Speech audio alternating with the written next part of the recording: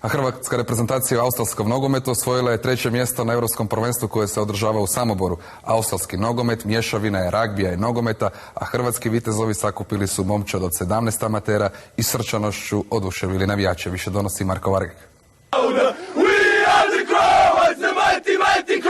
Testosteron, adrenalin, muškost i hrabrost u Samoboru. Hrvatski vitezovi slave još jednu pobjedu.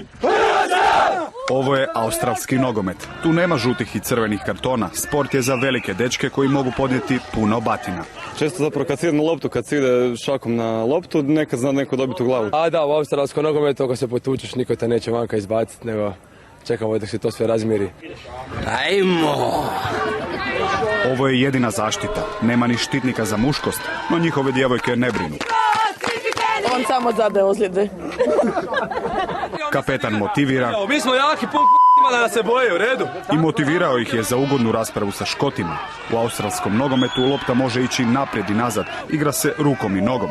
Zanimljivo, ako u momčadi imate Australca, u startu utakmice vam se oduzimaju bodovi.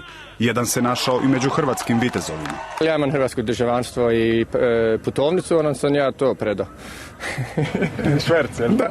Priča se da su Irci prošlu noć puno popili, pa su danas navijali za Hrvatsku. Vidim da hrvatski vitezovi stvarno grizu do pobjede. Normalno, domaćini su. Sport su u 19. stoljeću počeli igrati australski delikventi. Ovo je najposjećeniji sport u Australiji, tako da nađe se neka pomoć i sve to isto i oni su entuzijasti, ti ljudi koji nama pomažu. Uvjeti u Hrvatskoj su na razini jamajkanske bob reprezentacije, ali momcima je i onako krilatica žene, pivo i australski nogomet.